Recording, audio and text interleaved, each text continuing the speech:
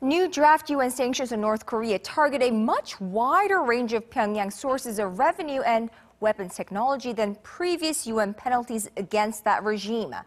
Now, they also seek to tackle a critical flaw in past sanctions packages: failure by UN member states to police the directives.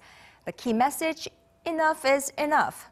Our Kim Min-ji breaks down the draft for us.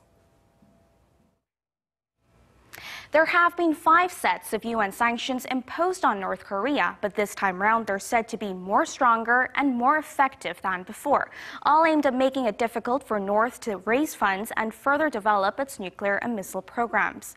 For the first time, UN member states would be required to inspect all cargo going into and out of the communist regime.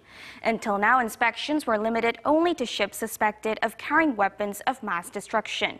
If adopted, the resolution would also call for suspicious vessels carrying illicit items to be denied access to ports of UN member states. The draft also calls for a ban on mineral resources, including coal and iron, a major source of hard currency for the communist state.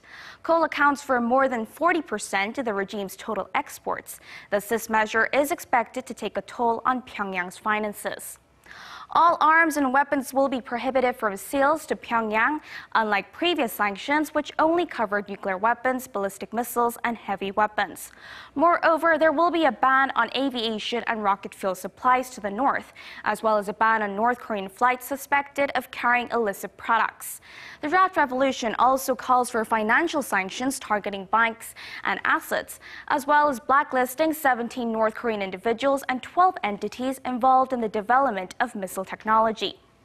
The resolution would also require states to expel North Korean diplomats involved in illegal activities and ban the North's imports of luxury products. The sanctions are broader in scope and target more pressure points in hopes that they would put an end to Pyongyang's nuclear ambitions, while ensuring the people of North Korea are not affected negatively. Kim Min-ji, Arirang News.